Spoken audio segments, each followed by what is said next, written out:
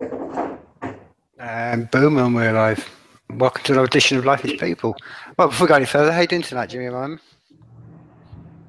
I am doing very well. Very good to hear your voice again, Tim.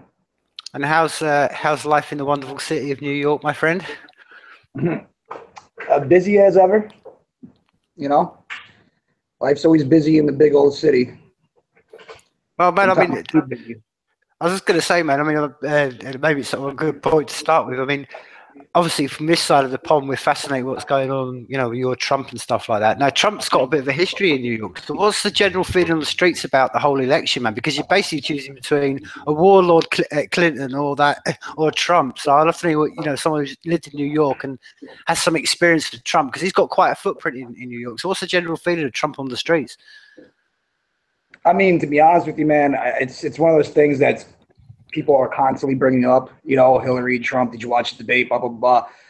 I really don't care because it's a little bit of the same as always. The choice of two equally evil people.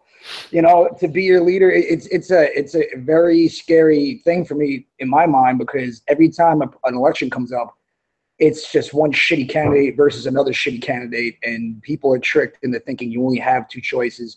I mean, I'll be honest with you, I don't really believe in voting. I think that whole thing is rigged. Like, these people are picked for their position before all this shit comes to play. And I think they're both a joke, Hillary and Trump. I'm not happy about either one of them, and I really would not like to see either one of them become president. that's No, I that's mean my.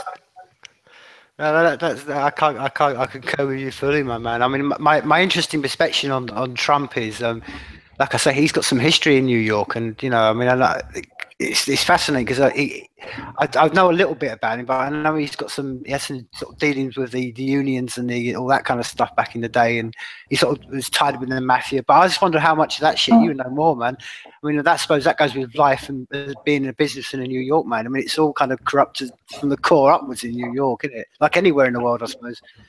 Yeah, especially here.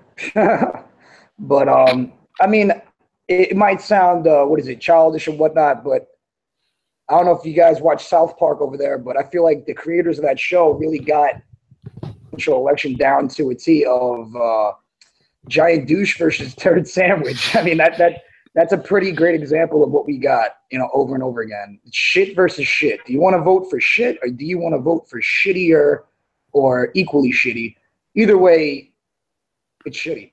You're not gonna have a good end result. So yeah, I honestly, that's a topic that everybody's talking about that I honestly I don't care. I would rather not even put my mind on it, because what's going to happen is going to happen. The face that they're going to put up there for 4 years or 8 years, it's the same thing as usual. Yeah, exactly, man. I mean, exactly. Well, that seems a good point to put a line under it, man. And well, one of the reasons I really want is to sort of kind of have a sort of conversation with you. And I know it's something I've been kind of keeping, my eye on, and you can go onto YouTube and stuff like this. And it's a project you've been working since we last spoke on, called Curtis. Now, let's start at the very beginning. Where did this all stem from? What's the sort of basic synopsis of Curtis? Curtis. Okay. Curtis is actually a show that was written by T.C. Stanton and Jeff Soster, with Matthew Hirsch. The three of them basically came together to work on this, basically a comedy sketch show, loosely based out of Nashville. And they're 15-minute episodes. We went and shot them in Tennessee, outside Nashville, and outside of Knoxville. We got a few people on the show, cameo-wise. Got Bizarre from D12 on the show. Got one of the old cast members from The Sopranos makes a cameo in it. Musicians are on it. Every episode has an exclusive song that we have from a rap artist. So it's actually premiering Halloween on our YouTube channel. Curtis Goes Online. If you go to YouTube and put in Curtis Goes Online, it'll pop up. And yeah, it was a lot of fun to make. It was definitely an interesting experience for me, because it was basically, okay, it was written with a basic story and plot, but there was definitely a lot of freestyle going on in it. Improv, comedy improv. But just working on the street with people in the South, being that I'm from New York, was interesting. Because we filmed scenes like on the street in Nashville, so we worked with people in the public, and that was a lot of fun. Just going to different locations, getting permission to film in their locations. You know, um, and yeah, like I said, we shot a whole season, so they're going to be dropping episodes starting this Halloween. Okay, well, in the link to this, this episode, there's going to be a link straight direct to the Curtis, so you can go straight and look at it. But there's a couple of questions that are just before we go any further, that have arisen from what you just said. You mentioned about getting, you have to fly, to go up to Tennessee to get permission. How does that? Where exactly that? Do you stand in state of the law? Because does that change from state to state? I mean, I'll give an example. Over here, it's almost impossible to get permission to film on the streets. You have to do it really guerrilla, then hope they're not going to come after you. But it's really difficult over here. I mean, that's maybe because of the amount of CCTV cameras we have over here. So you said you went to Nashville and you're asking people for permission. Is it quite easy, or have you got to go through quite a lot of bureaucracy to get permission to film on the streets? Well, our experience with shooting is that a lot of the businesses that we went to, because we've shot inside of bars and restaurants and things like that, we actually got employees from these places involved in the scenes, and they really were embracing it and really were into it and liked it and enjoyed it. Like after we would get finished filming a scene, I remember we shot one scene. I believe this was in Morristown. We shot it at was it called In and Outs? I forget. It's a fast food chain down there in the South, and we filmed the scene there. And when we were done, the whole entire kitchen, we're laughing, clapping, everything. We were giving them links to follow up. I mean, we haven't really had too many issues with filming. A few places where we got maybe a few complaints was we filmed a little bit in Walmart. So we had a couple complaints in Walmart, being that that's a commercial place. It's a little more difficult. We actually had a little situation at one Walmart because we had a scene where one of the characters was pretending to try and sell some weed in one of the aisles in Walmart. But obviously it wasn't real weed. It was like oregano and some bull crap in a bag. But we had an plainclothes officer. I don't know if he was on duty or not, but he followed us from the Walmart all the way back to the property where we were staying, almost onto the property. And it wasn't until we pulled over and he realized that he was, his cover was blown. We knew that he was following us. He just turned around, but he literally followed us almost to the actual place we were staying, which was definitely a little strange. But it makes sense because from what he was seeing, he had no, and especially in that town, I think we're in Columbia, Tennessee for that one. They don't see stuff like that ever. So he thought, I guess, maybe something really was going on. But yeah, he had a gun on him and everything. Which I noticed when we stopped at the gas station because I noticed this guy was following us. But other than that, I mean, we had decent luck with this show. We didn't have too many issues with getting permission to film. But also, we did go into several bars, and like you said, guerrilla style. We didn't ask permission in some places. We just went in and filmed until they kicked us out. So we do got a percentage of that type of footage as well. Overall, it's a story about Jeff Soster's character. He basically plays himself, a guy named Jeff. He's driving across country with his cousin, who's autistic, and his name is Maddie. So he doesn't speak, but the whole show is basically from his camera point because he films everything. That's his thing. He's a camera guy, an autistic camera guy. So they break down on their trip in Tennessee and meet Curtis, the character Curtis, which is played by T.C. Stanton. And what's supposed to be, an overnight stay because they get a flat tire, it turns into weeks at this farm where they basically get stuck on this farm and stranded. And over the course of the first season, they all become friends and they go on a bunch of crazy adventures and stuff like that. So, Matt, you mentioned, and again, this is something that I think I want to linger on. You mentioned, obviously, that this is very kind of done in almost a ad hoc kind of freestyle way, the people making ad lib and stuff like that. So how does the actual process work? I mean, did you just shoot loads and loads of hours of film and then edit it down, or do things happen in the moment? And how in this kind of how you're filming this, is there anyone having kind of an overall control, or is it just almost like an organized chaos? It's an organized chaos with the ringleader at the top, and that would be the brain, of the whole project, really where it all started, which was with TC Stanton. It's basically this whole idea of this show started with him, and it's about a guy, a friend of his, that was named Curtis, who committed suicide, I believe, when they were going to high school together.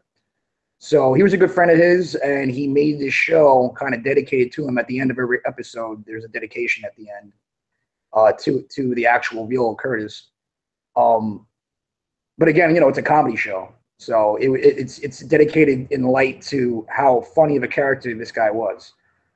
But yeah, I mean, basically the first time I drove to Nashville to work on this show, I'd been contacted by Jeff. And I had met TC once before. I really liked him, nice guy, here in New York. And so they invited me to come brainstorm with them. I believe I got to his property. He lives on a big property of farmland, trees, acres of trees, and cows and stuff like that in Tennessee. So I think I got there. I arrived from New York by car like around 3 a.m.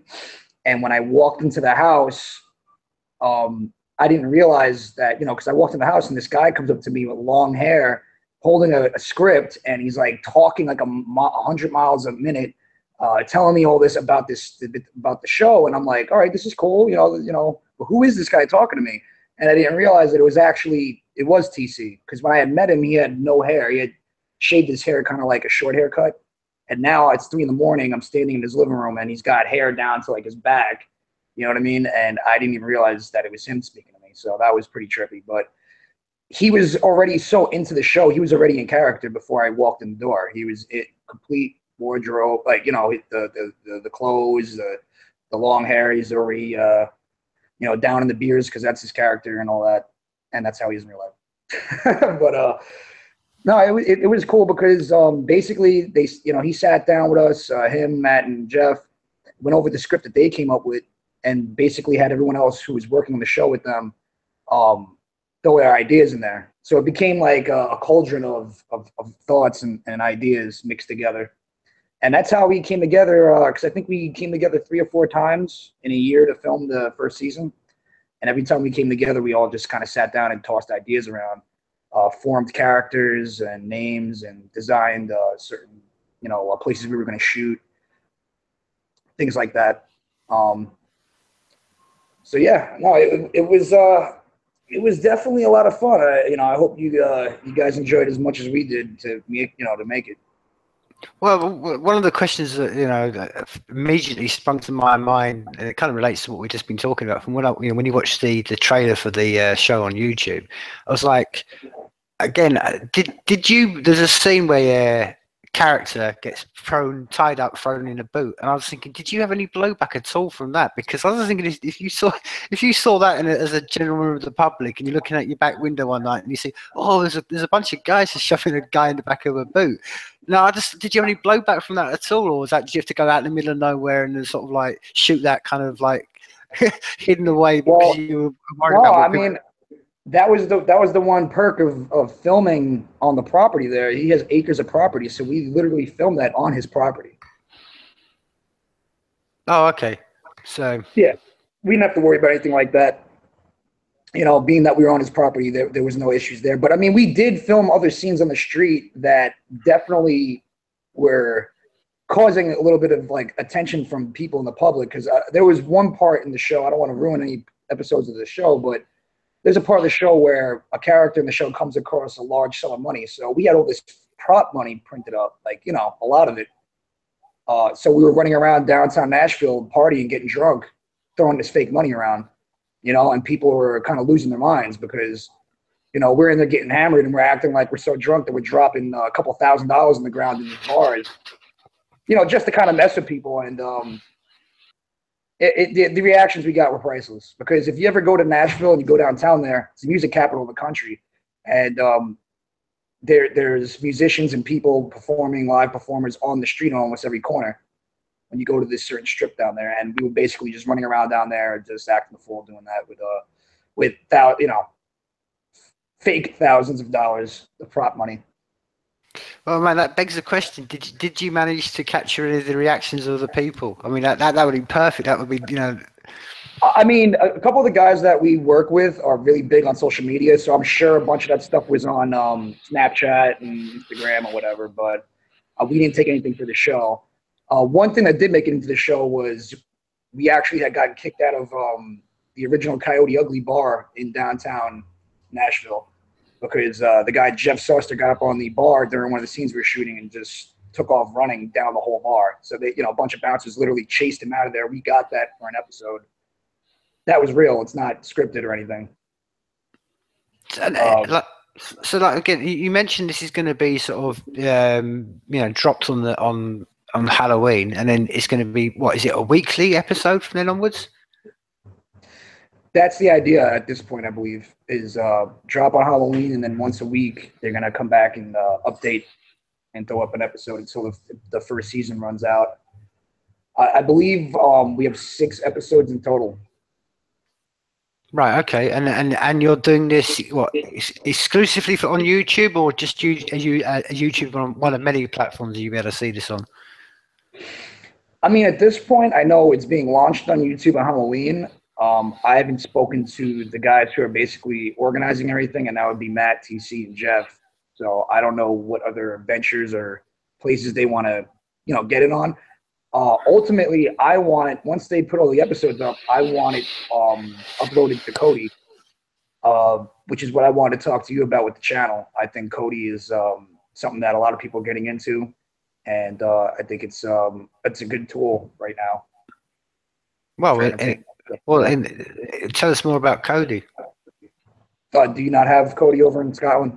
I've not heard of it. I mean, it's basically like it's like a program that hosts a whole bunch of other programs that you could stream television shows and movies and these type of things off of.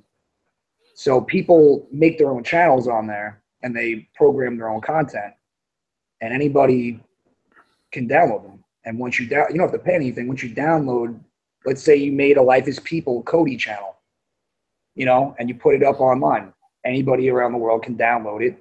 And anytime they go click on it, it could be like a live streaming link that once they click on it, whatever you got playing, now they're watching it wherever they are in their living room. Well, man, this is something that that there are many such like platforms. I mean, one of the ones I'll definitely recommend you to go onto right now, and it's another great platform that is up and running right now that allows you to put. Definitely about you put your content up straight away onto that. It's called Minds. Now, one of the things about Minds is they do a thing called Minds Points, so you can collect and then boost your content. So if you want to, get maybe 10,000 views, you can, boost your content if you've got that many points in your bank. So what I'm trying to say is that would be a definite good place to do it, because I'm fascinated. I want to hear your thoughts, or if you've got any at all. What particularly, because you mentioned about YouTube, and that's why I focus on YouTube, because obviously at the moment it's quite current. There's a bit of a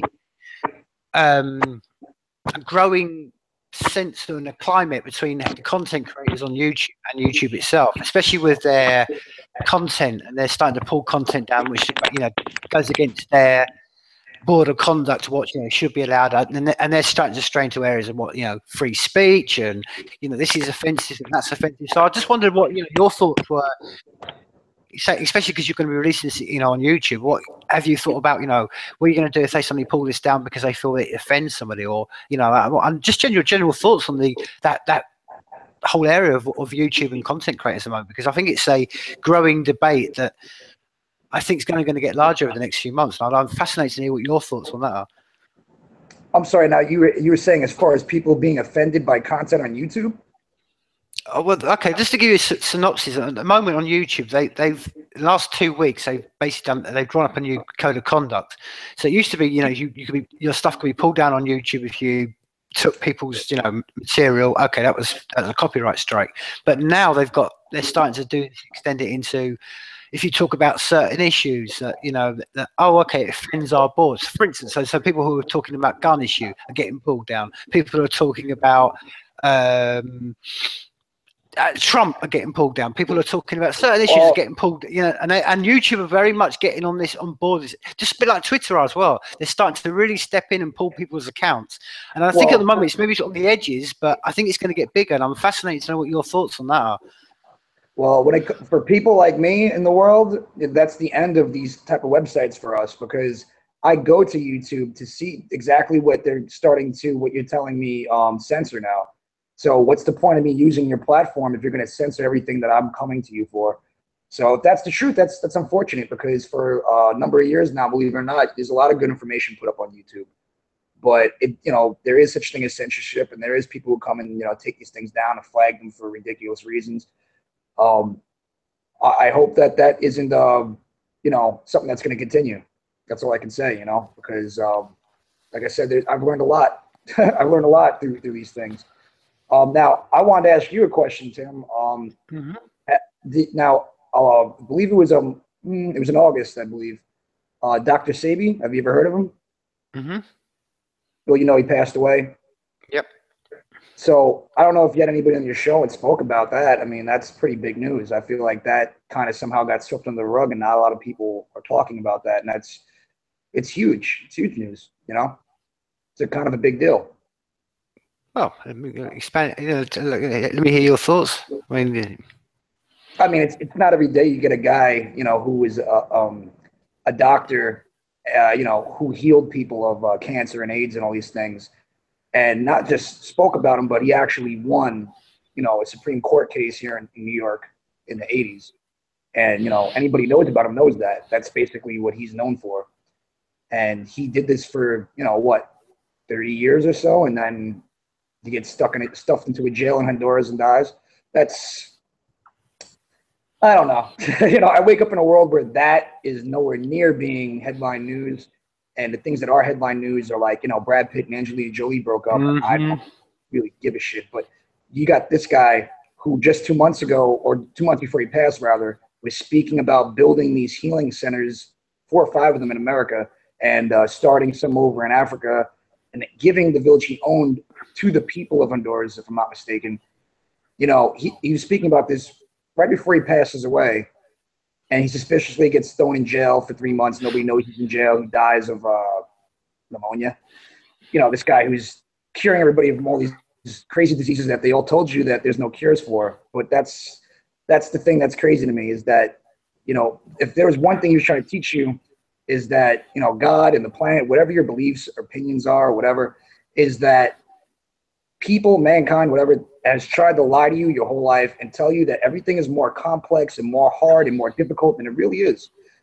He broke it down to as simple as, if you eat the right things, you won't get disease. Mm-hmm. If you take herbs from the planet, from God, over poison that's made in a laboratory by people who are doing it for profit, I don't know. This is what's on my mind. Fuck Donald Trump, fuck Hillary Clinton, and fuck the next corrupt president that's going to rule this, nation and be a face, or whoever else. That all that to me is right over my head. That's the name of the game. It has been before it was born, and it will be that way probably most likely after I'm gone. And that whatever. But my mind's still on the fact that when you had a guy here who he cured very famous people of diseases. It's not just one thing or two things, it's many things. He proved himself. And when he attempted to give it away for free, he was killed. Mm-hmm. See what I'm saying? It goes to show you the type of sick world that we live in. Oh, but, yeah, go on. Yeah, I don't know. Just things like that. That's what I've been thinking about. Not who's going to be the next president. I've been thinking about who's going to be the next healer and the next real human being who's going to stand up and speak their mind and not have any fear, because that's what he did. I mean, if you watch some of the interviews he did in the last couple of years, I mean, they're absolutely, they're pretty wild just to hear the things that he said, and they're all very true. So I'm waiting for that.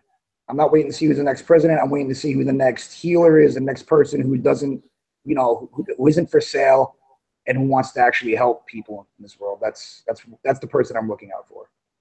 Yeah, I mean, I think it's almost roundaboutly talks about, ironically, what we were just speaking before with YouTube, because what we're seeing in this world is, and I think you're correct, my friend, is we're seeing more and more of this central, just everything is just centralizing, power's centralizing. It's all just getting tighter and tighter and tighter and tighter and tighter. And with this is what happens. Knowledge gets ruined and lost on the outside, which is why I think it's essential that, like you said, because as much as we've got all the tools, and you're right, I mean, dude, I love YouTube. I love Twitter. I think they're, to a world that I grew up in 10, 15 years ago, this is brilliant. And I think it's an advancement in human species. But we've got to get where information can get not stuck in a middleman, which is what we're saying about YouTube, when they start overruling and holding information back. Because, as you said, dude, this is what I'm saying. It frustrates me that, like you said, we live in a world where, okay, we're not expecting the media and Fox and CNN and all that to tell us about this information, but it's there on YouTube. But most people, as you said, they're not going to know this stuff. They've got it all at their fingertips, but all they're bothered about is, like you said, Brad and Jolena, or getting on the, getting up, climbing up that corporate ladder, and like you said, what we're looking for is people to step up, and it's getting over that fear, and that's why I think it's, man, I think that the only way we're going to get anybody over fear is it's almost like you get stuck in this loop, because people need, when people see people standing up, then they get their courage to stand up themselves. But it's like that whole thing, who's going to be the first person to stand up? And that's why I think, I don't know, I feel greatly inspired by, that's what I'm saying, even if it's small projects like what you're doing, and that, because there are people doing it, man. This is the thing, there are a few of us standing up in the world, and you don't need many of us to do it, because you're not pushing against a closed door. Most people, as you know, who you speak to, whether they're old, black, white, whatever they come from in the world, they all think the same, dude. That's what I'm saying. It's just a case of just pushing this paper edifice of the system and this lie that we've all been brought under, and bringing it down. And the strength we've got to realize is it is just a paper tiger. But that's getting into people's minds, because people put this paper tiger and they make it into this grisly monster, and it's not. It's just a paper tiger. But that is a mindset shift that most people don't want to go through, because they're too lazy. Yeah. Well, lazy or misguided, or just, I mean, like I said earlier, I feel like a big trick in this world is you're taught your whole life that everything is so hard and so difficult and so complicated, and one day you might just realize that it really, it isn't. Life isn't that overly complicated. It's made overly complicated by the people and the powers to be that interfere in your life, or in your atmosphere around you. When you walk outside of your home, everywhere that is around you is it's part of your existence. So, of course that's going to affect you, and they know that. But at the end of the day, there still is a lot of good in the world and good people in the world, and the trick is, is they want you to believe otherwise. That the world's an awful place. They show you all these things in the news a billion times a day: rape, murder, robbery, every foul thing in the world. It's forced down your throat every time you turn the TV on. Bad news, right? If it wasn't for bad news, what would the news be good for you? Or lies? But I mean, I think that that's just another tool there, is to try and bombard your spirit with that, when the truth of the matter is, a good amount of the world, if not more than evil in the world, is good. It's the natural thing for people. Exactly. You're right, man. I mean, maybe lazy was maybe too strong a word. I mean, what I'm really kind of alluding to is that is the weakness of how, that's what I'm trying to say. It's a weak-minded position to get to, where you don't want to stand up, because I think, what I'm trying to say, and this is why I think it affects maybe our parts of the world most, because we're so detached from what real life is, dude. If you go to Africa or Asia and stuff, and they're the most happiest people who've got nothing at all, and then we go into our world where we've got McDonald's and Starbucks, and you hear the most people shouting the most, complaining the most, being the most offended, and you think, come on, that's just weak-minded. Because if you really lived, I'm saying, Man, this is what people forget, and I'm sure you saw it, man. It wasn't that long ago since we last had a conversation that you were telling me about your experience when the hurricane hit New York. It doesn't take much. All you're going to need is the internet to go down, power stations to go out, and what are people going to be like then, man? And that's what I'm talking about—the weak-minded or the laziness. People are just almost princesses, as we like to call them over here. They're just pampered, and they get, they're like little dancing around like they're little special beings. And it's like, no, no, no, no, no, man. As you know, and that's the great thing about what always frustrates me about cities. And I imagine New York's more like this because, there's people, as you know, man, probably, living in shit right now in New York. And then, like you said, they're ignored. Nobody wants to talk about those people. But if you go to those people, you'll have the most, happiest times, and you feel like the most around the brotherhood of people that you're ever going to meet. I mean, where would you rather go tonight, Jimmy? Would I rather send you into the middle of Queens or that, or would I send you to some, uptown Times Square with some, yuppie bar? Which one would you choose? Of course you choose down Queens, man. It's where the people are. That's where the realness is. Exactly. This is exactly true. I mean, it's like, I forget, Tim, if you said you said you were in New York, but it was a while ago, I believe. Mm-hmm. It's been a while. Well, I mean, I doubt you'd really want to, come have a drink on Times Square. It's like the Disneyland of Manhattan. I mean, here's the thing. I was just talking with somebody about this the other day. I had a friend of mine whose mother came to visit. They went to do things. So I asked them, what'd you do? When she came to visit, being that she's from another country. And she said, oh, we went shopping, and, we went down to Ground Zero. And, and I was just kind of like, well, I said, I never understood why people on vacation go to Ground Zero, pay to go on this tour of Ground Zero. It's morbidly depressing and just crazy to me. And not only that, but, there's a gift shop there, which is pretty scary, that they're accepting money there if you want to buy like a 9/11 beach towel or, sweatshirt of the Twin Towers. Things like that boggle my mind. That, if you want, you can wake up today and you can go on a, that's that's going to be Josh. That's the NSA. God. Bear with me 1 second, Tim.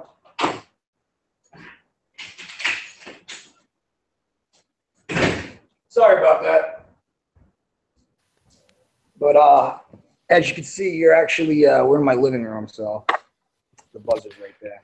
It's all right, dude. I thought after that conversation, what we just spent the last 5 minutes talking about, I thought it was going to be the heavies knocking on your door, dude. Like, no, Jimmy, no. Like, you talking to that guy Tim again, huh? You know about him. You know all about that guy. But no, man, you're right, man. Because I think one of the things that it goes back to what you were just saying, goes beyond all that Trump shit and stuff like this, man. It is all about. I think this is you're very wise in what you said there, Jimmy. You're very insightful when you said, basically we can't change anything else. All we can do is change ourselves. And that to me is the real wake up moment when you see people around you who are following their own path. That's what I love about what you're doing. You're following your own path, and that to me is inspirational. That's why I always say to you, you're inspiring people you're never going to meet, because people go, oh, they can do that over in New York. They're doing what they want to do, and they're choosing what they want to do. They're not trying to, fight some injustice or get involved in politics. You're doing what you do. And that is so inspirational. And that's how I think, going back to what you said, that's how you get people to stand up against that fear, because you get people to go, oh, it's worthwhile following what I want to do, because I'm in control of my own being as a person, rather than just going, like you said, being shuffled into boxes as a system wants you to do. Well, the two things I could definitely say, Tim, to that is, number one, it's 2016. It's not like any time ever before in life thus far. And if there's something you had an idea in your mind of doing, well, there's nothing holding you back anymore, because you have the internet, you have all these tools that you can go and you can use. I mean, literally, if you want to make a cartoon, you can go watch a tutorial on what programs to get, how to do it, where to start. You want to make a video game? Same thing. Anything you want to do. There really isn't an excuse anymore, as opposed to years ago when if somebody said I would like to make a video game, it was like, okay, well, that's not going to happen because you don't have any connection to anybody who knows how to do this, who has the type of technology to do it. It's everything is there now at the tip of your hand. It's when you pick up your phone or your tablet, you can ask it anything, and you're living in the information age. So you got to use that to your advantage. And as far as protesting and getting involved in all that, I mean, power to all the people that stand up for their rights and feel very strongly about all that. And I do watch the protests here in America at home, and I do feel very strong about that. But like you said, working on these projects, that's my way of going about it. Because people, you can't forget that, everybody watches a form of entertainment or listens to music, and anything that you watch on any platform, the seeds of whoever made that, of what they're into or planted into that. So what you make is your creation. The seeds of good and positivity, you can plant those seeds in that. You make a film, you make an album, and you can put that in there. And when people listen to that, just like when they eat a meal, if you prepared somebody a meal, they digest it, and So that's my advice to don't think that you can't, that just because you decide to work on something that's going to be put out in the public, people are going to watch, that that you can't say exactly that's not a form of protest in itself, because I think that those are the most powerful things in their own, because people are digesting these things all the time. You put out an album, you put out a movie, you put out a video game, people are wrapping their brains around these things all the time. And what you put there is what they're focusing on, what their energy is revolving around, the energy you put there.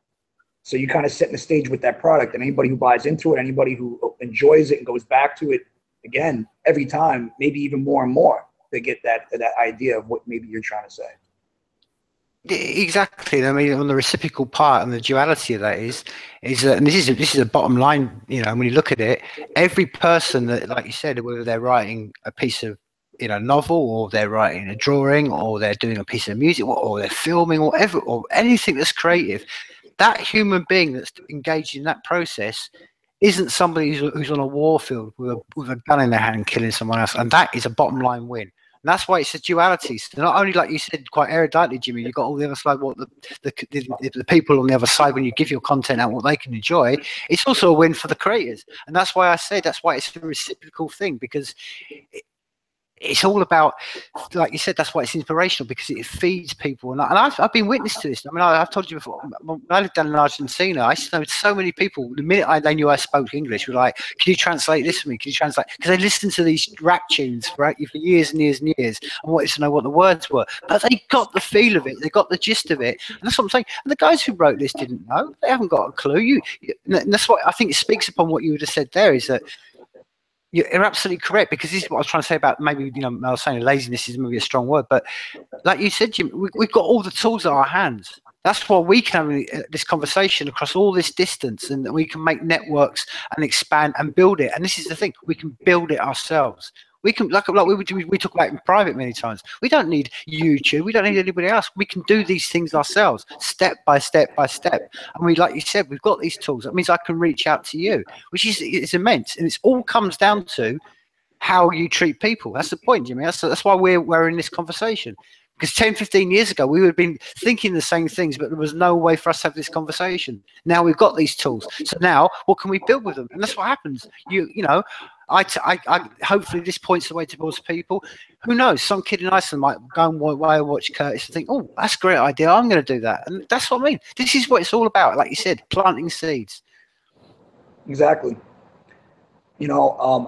I think when we put up the first episode, we're going to have an email for everybody to email us their comments and what they thought and feedback and whatever for the first episode. So, I'm excited to looking through that and interacting with people from the public and seeing what they had to say. But I have Joshua with me. I know. We were talking earlier about how you're going to yell at him right now, and you're really going to bust his balls about how he didn't show up on the show once or twice there. But he's right behind me. I don't know what he's doing back there. Yo. How you doing, Josh? Hello. Hello. He wants to talk to you. You're in trouble. What? My friend. You better get over in the hot seat. Lord. What's going on? I'm on a podcast, bro. Live.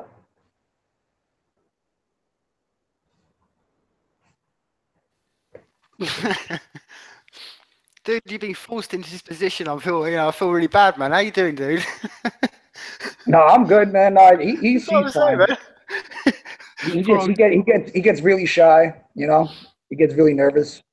Well, just to Um, give people, I mean, man, just to give people who may be listening, just give because I don't want to give too much away. You obviously know him better, man. I've just got to say, his different characters are immense, dude. And I imagine because you know him on a personal level, he must have so many of these different characters he can impersonate and voices he can do, man. So is that how my point to well, you, Jim? Is he's how long have you known Josh? well, Josh is only one of like 8 people that he is because he's got split personality disorder. So when I met Josh, his name was actually Kevin, um, which is one of the other personas he takes on. Right now, he's being Timothy.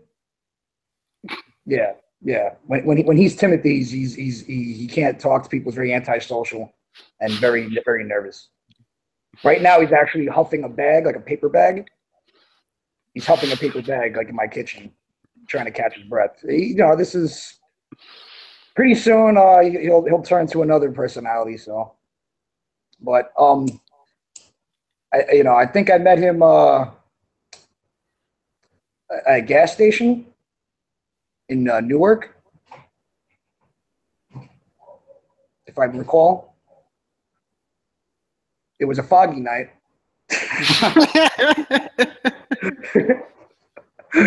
Oh man. But when you watch this show and you see Rashid, the character that he is, Rashid, it's pretty intense. We actually have clips right now. I don't think I got the single links, but we have them up online right now on the Curtis Goes Online page, and he gets to interview a bunch of people from the Gathering of the Juggalos this year, performing comedians, stand-up comedians, Joey Gay and Jim Norton, as well as a couple of performing musical acts. So definitely check that out. It'll be good for a laugh and a hoot. Now I gotta ask you, where's Ryan with his wig and all his his cooking abilities? He posts What? these pictures every day online of like really crazy looking food that looks like top notch. I guess he's a top notch chef. Ryan, he makes some pretty some good looking food. What do they call it? Food porn, when they post pictures of like really delicious looking food. Well, he does that like every day. Like he like tries to tantalize and tease everybody, and he posts these pictures of like top notch dishes that he cooks. I guess in Ohio. Well, how is he? What's going on with Ryan? He's not Well, co-hosting tonight. well, no, right. Well, I mean, he's actually the last few days he's come down with some sort of lung infection, so Oh shit! he's not in the best of health at all. But man, as you know, and I'm not, he's Ryan's had a tough year, dude. As with his life Yeah, and yeah, stuff like that, yeah. man. But and I've been telling my point to Ryan is, and I mean, man, I've been saying to him for a long time, and this is I'm nothing I'm going to say in public. I haven't said before, but he's someone who desperately needs to get out of Toledo. He needs to needs to get out, get. Dude, I'm not even gonna touch on that because every time I come to Toledo, I try to kidnap him and bring him to New York, and he just won't have it. But hopefully one day. But I mean, I'll say one thing. This year might have been a tough year, but he's been very busy and putting out music and music videos and staying very active. I like what I'm hearing from him. The more I don't know if you've seen the video he put out, more Ovaltine. Mm-hmm. That was really good. He put out a few things, so I always like to see that from him. He always stays active, making beats, making videos, writing, filming. Yeah, exactly. That's Actually, what I actually just gave Third Eye a copy of Bad Ideas yesterday. Oh, okay. No, I mean that's one of the things. I mean, I think it speaks about what you've done before. It's like I could reflect the same thing to you, Jimmy. We're all particularly you. Look at the stuff you've done. I mean, that's what I love. I mean, it's never ending. When you're a creative person, that's back to what we were saying. When you enjoy it, why would you stop? You wake up every day and think, oh, what am I going to do next? Not Yeah, like the people who are in their suits thinking, oh shit, I've got another month of this crap before I even get a yeah, weekend off. That's the difference, right. dude. 100%. I mean, I look forward to anything, as far as the creative um, goes. I actually just recently got like a graphics tablet, and I'm trying to get back into like drawing, but on the computer. And I would like to eventually get into animation, but that's very time consuming. So I'm just waiting for the right people to work with on that. But that is an end goal of mine is to work on a form of animation. And what I was going to say, I mean, again, since we last sort of spoken in public, I mean, what have you been sort of recording, making any more tracks and music? I mean, how's that going? Yeah, yeah. Actually, I'm getting ready to put out a Halloween EP for free. Um, I would like to put it up on the 13th of this month, but I am not 100% yet if we're going to be able to make that deadline. But that's what I'm aiming for. That's actually next week. So, but I think it's about 6 or 7 tracks. It's got a Halloween feel to it. It's called Halloween 1987. Beats on there are produced by Days Eastwood. Did a few of them. Hmm. But buddy of mine, Shane Sanchez, did a few more. And trying to think if there's any more on there that I'm not remembering who produced because we got a few different producers for this one. But we actually shot a video in August for it. That's going to be done, I think, next week as well. I think we're gonna, hopefully we're gonna premiere the video when we release it, the mixtape. We're gonna put it up on YouTube and a few other websites for free for Halloween as a gift from us to them. And I started this project, at the end of the summer, and I got someone else on the project actually, and that's Josh. So it's me and Josh, and he goes by Woods. So it's pretty good though. We've like I said, it's mostly done, and I think we might even shoot another video in addition to the one we shot and release that by Halloween. Okay, But again, well, it's going to be called Halloween 1987, and you can find it on YouTube. It's going to be uploaded onto YouTube onto my YouTube channel at Phantom Enigma. okay, well, again, begs the question straight out of the hat. Why 87? Because I only say that because that was the year I graduated from high school. So is that year particularly meaningful to you in any way, or is it just the number 87? It's a fun number. It has a few meanings for me, but I mean, it's more so to do with the cover. The cover is an old picture of when I was a kid. Now, the year of the picture is in '87, but I don't really set myself to rules of like what has to be the year of the picture. Of no, I just said this is what's going to be called, and this is the picture I'm going with. Even though the picture does look like it was taken in '87 somehow, it just kind of does. But um, it's a Halloween picture of me and like my brother and a couple of people I grew up with. Um, so that's part of it. It basically the cover of this project looks like a picture that you would find in somebody's basement, with like water damage on it or something from like the '80s. And Okay, cool. yeah, it's a Halloween album, so it's got that whole type of feel to it as far as sound and music wise and content wise. And have you got any plans at all to release this in hard copy, vinyl, or cassette, or? Not cassette and vinyl is something down the road I would like to get into, but not yet per se. This project, like I said, I'm giving away for free, so it's going to be online, and there's going to be a small pressing of it. But again, we're not going to be selling them. I'm going to be actually giving them out for free for Halloween. Man, you said then the way you inflected the word cassette. I mean, I only say that because over here there's kind of a bit of a it's been about a year now. There's a whole kind of small scene, but it's getting bigger and bigger and bigger. Where there's a whole cassette thing going on. People are going back to making things on cassettes, releasing Oh stuff on yeah, cassettes. So I was just wondering, when you said cassettes in such a like, no man, that's for the '80s, dude. I was just wondering. I take that it's got no, no. it's It's got, it's not that. It's not that. go I on. mean, if it was up to me, honestly, I would have it pressed in every form and copy. But what it comes down to is before I even in my mind thought of cassettes, I would like to see it on vinyl first. I mean, cassettes are for for collectors, for the people who want it to buy it and have it at home, and oh look, I have it. That's cool. I have nothing against that. I actually have a few friends who are big collectors, and in their house they hoard collections of records, vinyls, all that, and it's like they love that, and that's cool. I come by and I check it out, but yeah, like I said, for me, for the situation right now, is just that we don't have uh, the backing right now to press up all these, especially since we're I decided that I would want to put it out for free. Well, I think it's fascinating, Jimmy, that you just tapped upon it there, my friend, is that, like you said, I know people who absolutely fall in love with vinyl and they will collect and collect and collect. But you don't see many people these days who collect. And we didn't mention in this whole conversation last 2 minutes, we didn't mention CDs. They are dead, man. I mean, I realized this the other day when I looked at a Twitter someone put up, and it was a photo, and the tweet was, "This is how music is sold in Mexico on the streets." And it was basically a photo, and it was looking down at a table on a street market, and there was just basically like little trays, and it had like rock classical or flamingo or dance mexicano, and inside every little tray was just USB sticks.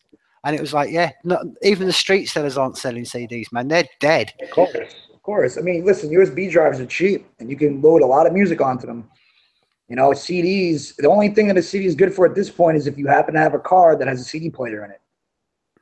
I've gotten CDs when I went to different cities from people at a party where someone gave me a CD. I actually only took it because I knew on my way home I would put it in my CD player in my car. It's the only use I had for it. So I think that is the last place for CDs. I think that CDs should be sold for like $1, and they should be sold at every car wash and gas station.